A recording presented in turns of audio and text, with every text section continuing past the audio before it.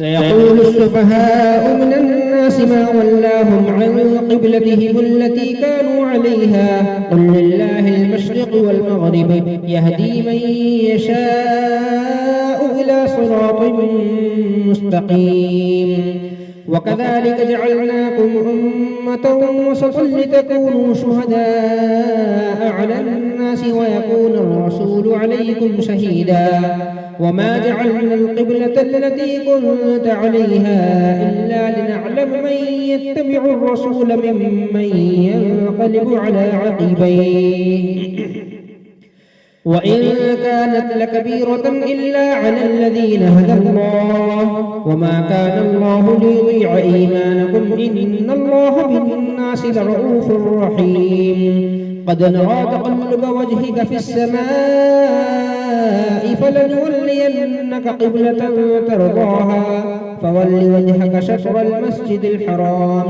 وحيث ما كنتم فولوا وجوهكم شطره وإن الذين أوتوا الكتاب لا يعلمون أنه الحق من ربهم وما الله بغافل عما يعملون ولئن أتيت الذين أوتوا الكتاب بكل آية ما تبعوا قبلتك وما أنت بتابع قبلتهم وما بعضهم بتابع قبلة بعض ولئن اتبعت أهواءهم من بعد ما جاءك من العلم إنك إذا لمن الظالمين الذين آتيناهم الكتاب يعرفونه كما يعرفون أبناءهم وإن فريقا منهم ليكتمون الحق وهم يعلمون الحق من ربك فلا تكونن من الممترين ولكل وجهة هو موليها فاستبقوا الخيرات أينما تكونوا يأتي بكم الله جميعا إن الله على كل شيء قدير ومن حيث خرجت فول وجهك شطر المسجد الحرام وإنه للحق من ربك وما الله بغافل عما تعملون ومن حيث خرجت فول وجهك شطر المسجد الحرام وحيث ما كنتم فولوا وجوهكم شطره لئلا يكون للناس عليكم حجة إلا الذين ظلموا منهم فلا تخشوهم واخشوني ولأتم نعمتي عليكم ولعلكم تهتدون كما أرسلنا فيكم رسولا منكم يتلو عليكم آياتنا ويزكيكم ويعلمكم الكتاب والحكمة ويعلمكم ما لم تكونوا تعلمون فاذكروني أذكركم واشكروا لي ولا تكفرون يا أيها الذين آمنوا استعينوا بالصبر والصلاة إن الله مع الصابرين ولا تقولوا لمن يقتل في سبيل الله أموات بل أحياء ولكن لا تشعرون ولنبلونكم بشيء من الخوف والجوع ونقص من الأموال والأنفس والثمرات وبشر الصابرين الذين إذا أصابتهم مصيبة قالوا إنا لله وإنا إليه راجعون أولئك عليهم صلوات من ربهم ورحمة وأولئك هم المهتدون إن الصفا والمروة من شعائر الله فمن حج البيت أو اعتمر فلا جناح عليه أن يطوف بهما ومن تطوع خيرا فإن الله شاكر عليم إن الذين يكتمون ما أنزلنا من البينات والهدى من بعد ما بيناه للناس في الكتاب أولئك يلعنهم الله ويلعنهم اللاعنون إلا الذين تابوا وأصلحوا وبينوا فأولئك أتوب عليهم وأنا التواب الرحيم إن الذين كفروا وماتوا وهم كفار أولئك عليهم لعنة الله والملائكة والناس أجمعين خالدين فيها لا يخفف عنهم العذاب ولا هم ينظرون وإلهكم إله واحد لا إله إلا هو الرحمن الرحيم إن في خلق السماوات والأرض واختلاف الليل والنهار والفلك التي تجري في البحر بما ينفع الناس وما أنزل الله من السماء من ماء فأحيا به الأرض بعد موتها وبث فيها من كل دابة وتصريف الرياح والسحاب المسخر بين السماء والأرض لآيات لقوم يعقلون ومن الناس من يتخذ من دون الله أندادا يحبونهم كحب الله والذين آمنوا أشد حبا لله ولو يرى الذين ظلموا إذ يرون العذاب أن القوة لله جميعا وأن الله شديد العذاب إذ تبرأ الذين اتبعوا من الذين اتبعوا ورأوا العذاب وتقطعت بهم الأسباب وقال الذين اتبعوا لو أن لنا كرة فنتبرأ منهم كما تبرأوا منا كذلك يريهم الله أعمالهم حسرات عليهم وما هم بخارجين من النار يا أيها الناس كلوا مما في الأرض حلالا طيبا ولا تتبعوا خطوات الشيطان إنه لكم عدو مبين إنما يأمركم بالسوء والفحشاء وأن تقولوا على الله ما لا تعلمون وإذا قيل لهم اتبعوا ما أنزل الله قالوا بل نتبع ما ألفينا عليه آباءنا أولو كان آباؤهم لا يعقلون شيئا ولا يهتدون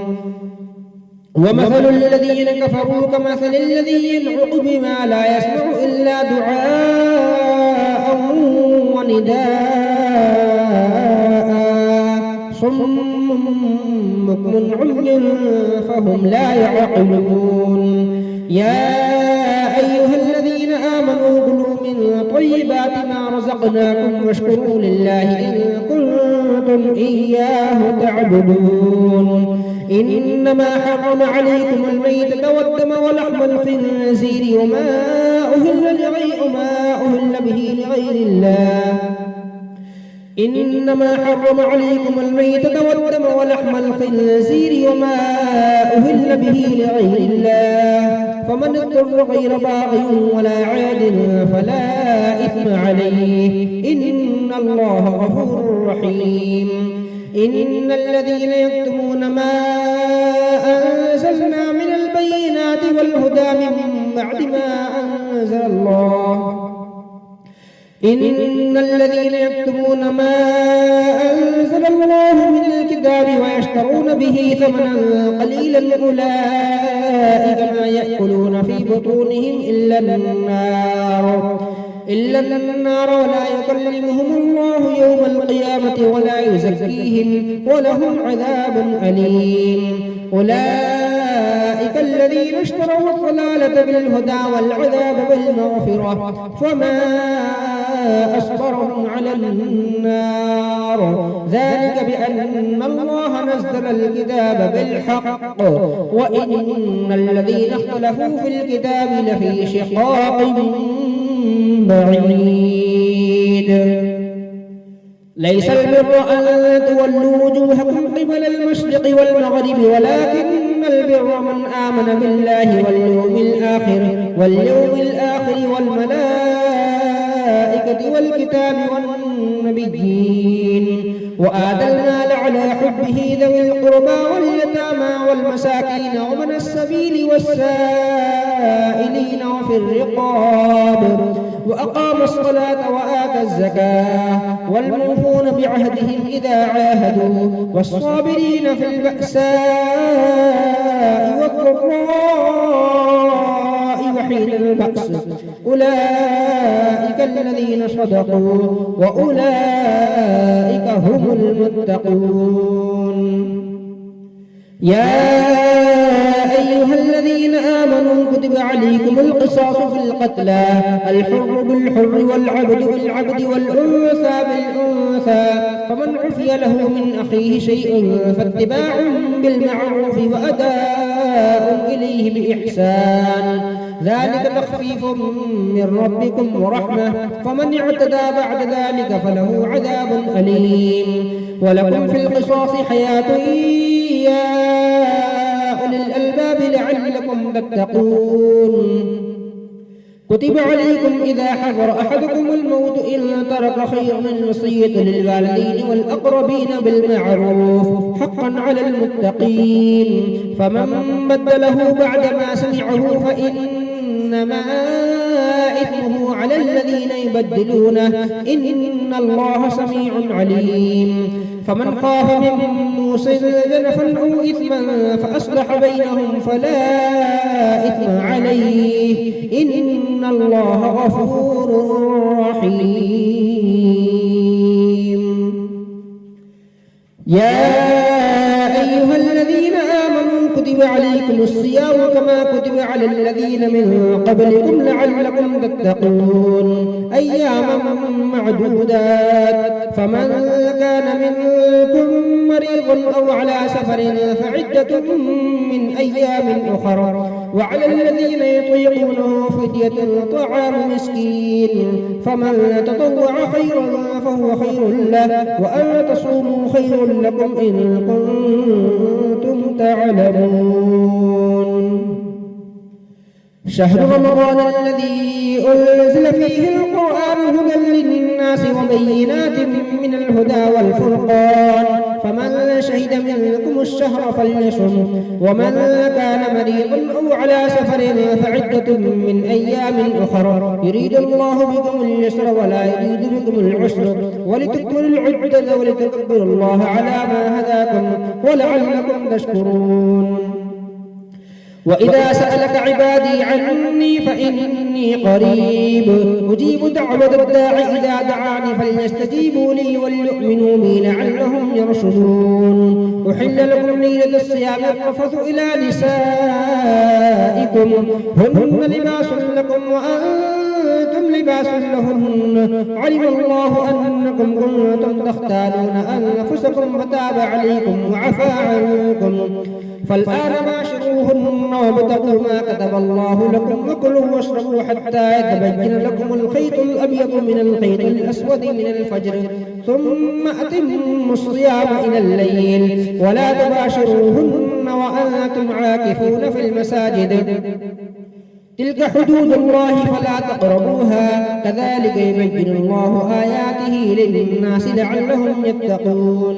ولا تأكلوا أموالكم بينكم بالباطل وتدلوا بها إلى الحكام لتأكلوا فريقا من أموال الناس بالإثم وأنتم تعلمون. يسألونك عن الأهلة قل هي مواقيت للناس والحج وليس البر بأن تأتوا البيوت من ظهورها ولكن البر من اتقى وأتوا البيوت من أبوابها واتقوا الله لعلكم تفلحون. وقاتلوا في سبيل الله الذين يقاتلونكم ولا تعتدوا إن الله لا يحب المعتدين. واقتلوهم حيث ثقفتموهم وأخرجوهم من حيث أخرجوكم والفتنة أشد من القتل ولا تقاتلوهم عند المسجد الحرام حتى يقاتلوكم فيه فإن قاتلوكم فاقتلوهم كذلك جزاء الكافرين. فإن ينتهوا فإن الله غفور رحيم وقاتلوهم حتى لا تكون فتنة ويكون الدين لله فإن انتهوا فلا عدوان إلا على الظالمين. الشهر الحرام بالشهر الحرام والحرمات قصاص فمن اعتدى عليكم فاعتدوا عليه بمثل ما اعتدى عليكم واتقوا الله واعلموا أن الله مع المتقين. وأنفقوا في سبيل الله ولا تلقوا بأيديكم إلى التهلكة وأحسنوا إن الله يحب المحسنين. وأتموا الحج والعمرة لله فإن أحسنتم فما استيسر من الهدي ولا تحلقوا رؤوسكم حتى يبلغ الهدي محله فمن كان منكم مريضا أو به أذى من رأسه ففدية من صيام أو صدقة أو نسك فإذا أمنتم فمن تمتع بالعمرة إلى الحج فما استيسر من الهدي فمن لم يجد فصيام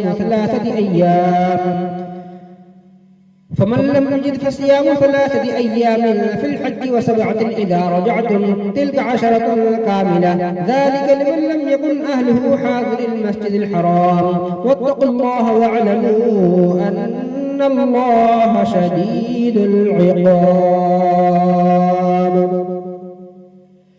الحج أشهر معلومات فمن فرض فيهن الحج فلا رفث ولا فسوق ولا جدال في الحج وما تفعلوا من خير يعلمه الله وتزودوا فإن خير الزاد التقوى واتقون يا أولي الألباب. ليس عليكم جناح أن تبتغوا فضلا من ربكم فإذا أفضتم من عرفات فاذكروا الله عند المشعر الحرام واذكروه كما هداكم وإن كنتم من قبله لمن الضالين.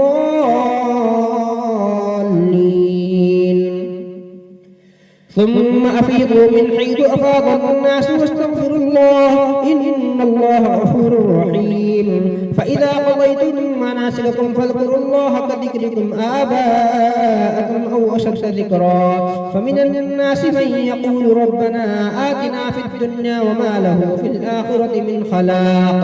ومنهم من يقول ربنا آتنا في الدنيا حسنة وفي الآخرة حسنة وقنا عذاب النار. أولئك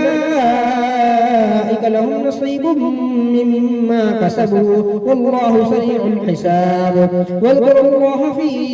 أيام معدودات فمن تعجل في يومين فلا إثم عليه ومن تأخر فلا إثم عليه لمن اتقى واتقوا الله واعلموا أنكم إليه تحشرون.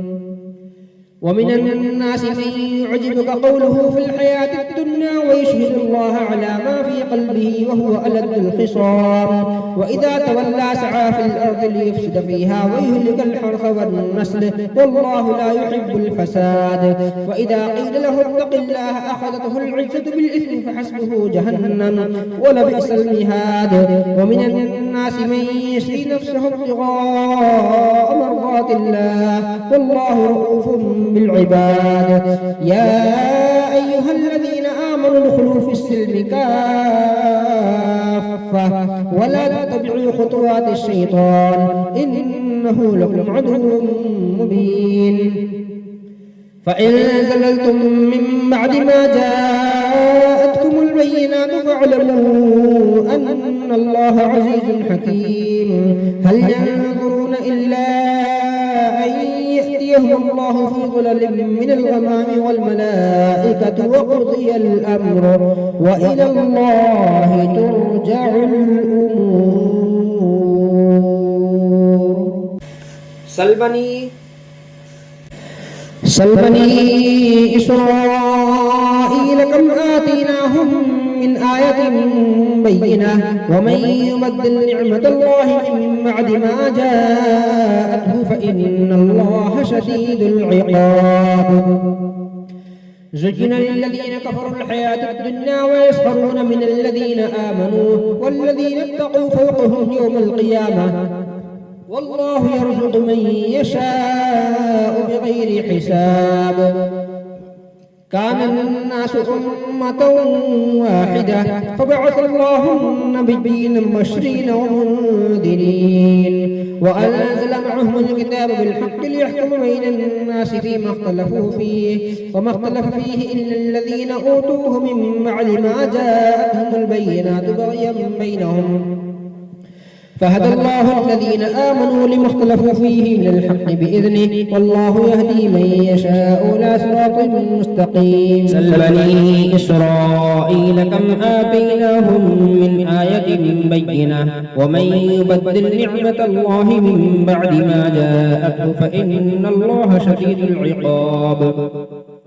زين للذين كفروا الحياة الدنيا ويسخرون من الذين آمنوا والذين اتقوا فوقهم يوم القيامة والله يرزق من يشاء بغير حساب.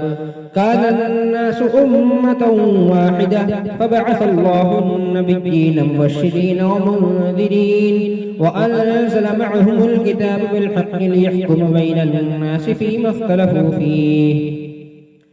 وما اختلف فيه إلا الذين أوتوه من بعد ما جاءتهم البينات بغيا بينهم فهدى الله الذين آمنوا لما اختلفوا فيه من الحق بإذنه والله يهدي من يشاء إلى صراط مستقيم. أم حسبتم أن تدخلوا الجنة ولما يأتكم مثل الذين خلوا من قبلكم مستهم البأساء والضراء وزلزلوا حتى يقول الرسول والذين آمنوا معه متى نصر الله ألا إن نصر الله قريب يسألونك ماذا ينفقون قل ما أنفقتم من خير فللوالدين والأقربين واليتامى والمساكين ومن السبيل وما تفعلوا من خير فإن الله به عليم. كتب عليكم القتال وهو كره لكم وعسى أن تكرهوا شيئا وهو خير لكم وعسى أن تحبوا شيئا وهو شر لكم والله يعلم وأنتم لا تعلمون. يسألونك عن الشهر الحرام قتال فيه قل قتال فيه كبير وصد عن سبيل الله وكفر به والمسجد الحرام وإخراج أهله منه أكبر عند الله والفتنة أكبر من القتل ولا يزالون يقاتلونكم حتى يردوكم عن دينكم إن استطاعوا ومن يرتد منكم عن دينه فيمت وهو كافر فأولئك حبطت أعمالهم في الدنيا والآخرة وأولئك أصحاب النار هم فيها خالدون. إن الذين آمنوا والذين هاجروا وجاهدوا في سبيل الله أولئك يرجون رحمة الله والله غفور رحيم. يسألونك عن الخمر والميسر قل فيهما إثم كبير ومنافع للناس وإثمهما أكبر من نفعهما ويسألونك ماذا ينفقون قل العفو كذلك يبين الله لكم الآيات لعلكم تتفكرون في الدنيا والآخرة. ويسألونك عن اليتامى قل إصلاح لهم خير وإن تخالطوهم فإخوانكم والله يعلم المفسد من المصلح ولو شاء الله لأعنتكم إن الله عزيز حكيم. ولا تنكحوا المشركات حتى يؤمنن ولأمة مؤمنة خير من مشركة ولو أعجبتكم ولا تنكحوا المشركين حتى يؤمنوا ولعبد مؤمن خير من مشرك ولو أعجبكم أولئك يدعون إلى النار والله يدعو إلى الجنة والمغفرة بإذنه ويبين آياته للناس لعلهم يتذكرون. ويسألونك عن المحيض قل هو أذى فاعتزلوا النساء في المحيض ولا تقربوهن حتى يطهرن فإذا تطهرن فأتوهن من حيث أمركم الله إن الله يحب التوابين ويحب المتطهرين. نساؤكم حرث لكم فأتوا حرثكم أنما شئتم وقدموا لأنفسكم واتقوا الله واعلموا أنكم ملاقوه وبشر المؤمنين. ولا تجعلوا الله عرضا لأيمانكم أن تبروا وتتقوا وتصلحوا بين الناس والله سميع عليم. لا يؤاخذكم الله باللغو في أيمانكم ولكن يؤاخذكم بما كسبت قلوبكم والله غفور حليم. للذين يؤلون من نسائهم تربص 4 أشهر فإن فاءوا فإن الله غفور رحيم. وإن عزموا الطلاق فإن الله سميع عليم. والمطلقات يتربصن بأنفسهن 3 قروء ولا يحل لهن أن يكتمن ما خلق الله في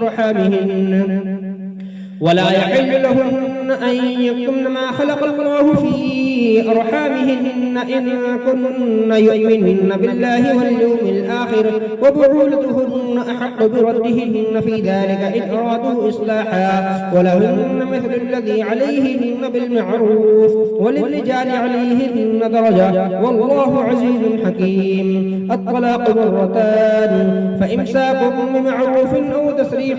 بإحسان ولا يحل لكم أن تأخذوا مما آتيتموهن شيئا إلا أن يخافا ألا يقيما حدود الله.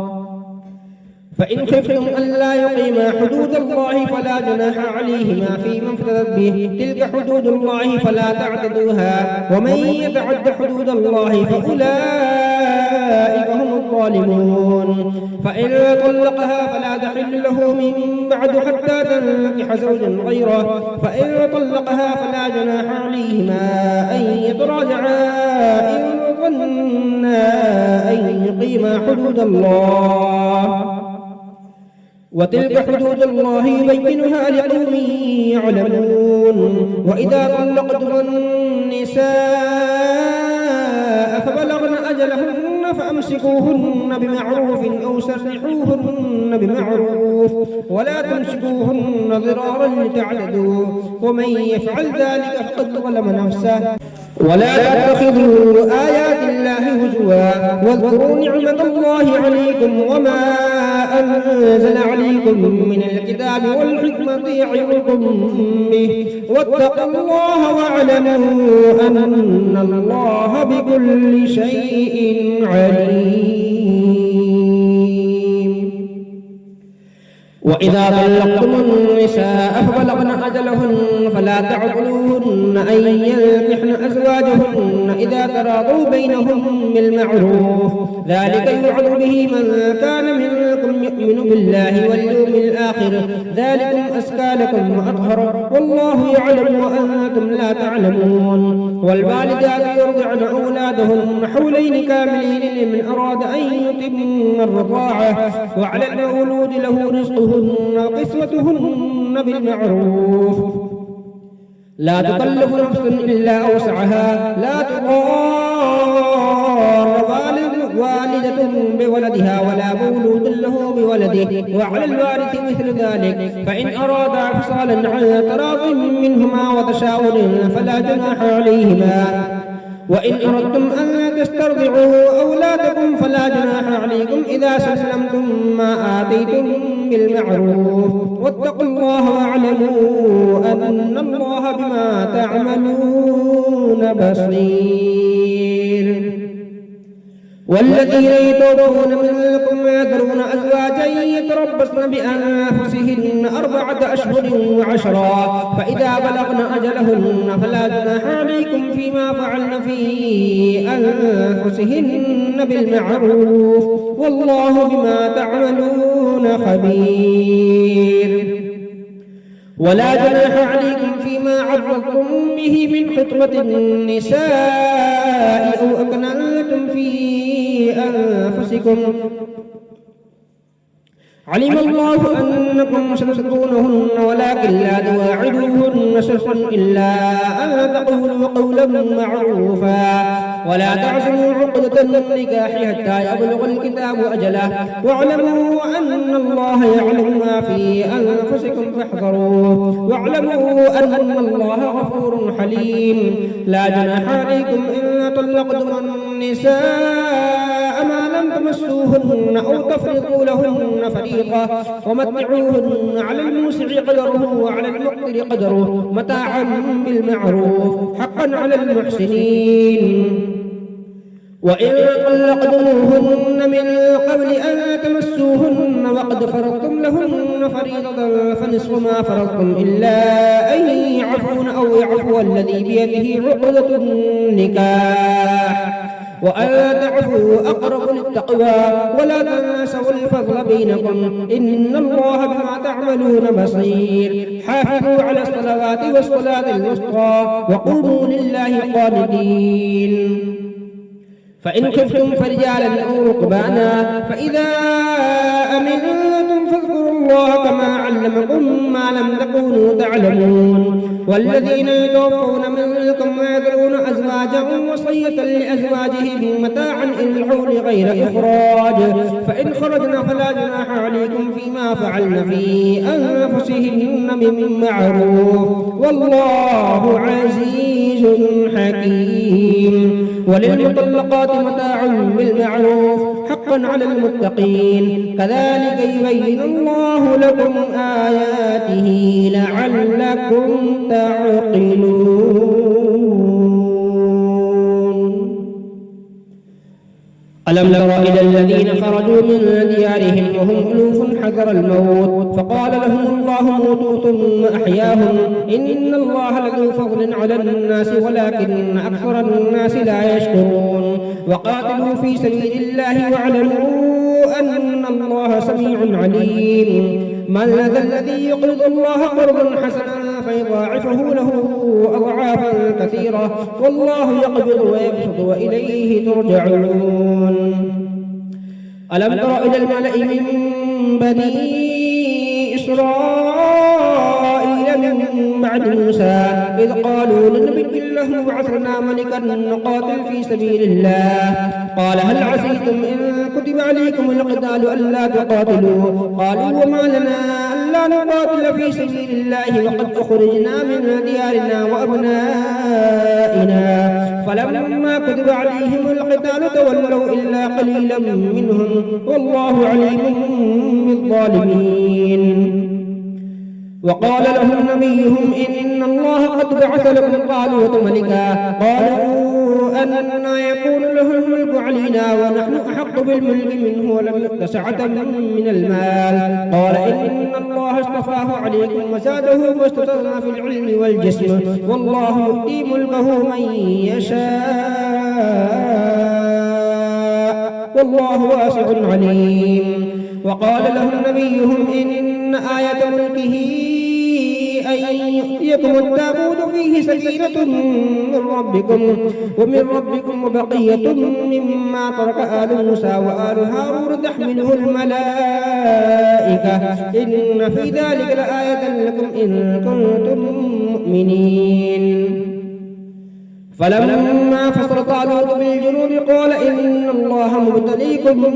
بنهر فمن شرب منه فليس مني ومن لم يطعمه فإنه مني إلا من اقترف غرفة بيده فشربوا منه إلا قليلا منهم فلما جاوزه هو والذين آمنوا معه قالوا لا طاقة لنا اليوم بجالوت وجنوده قال الذين يظنون أنهم ملاقو الله كم من فئة قليلة غلبت فئة كثيرة بإذن الله والله مع الصابرين. ولما برزوا لجالوت وجنوده قالوا ربنا أفرغ علينا صبرا وثبت أقدامنا وانصرنا على القوم الكافرين فهزموهم بإذن الله. واقتل داود جالوت وآتاه الله الملك والحكمة وعلمه مما يشاء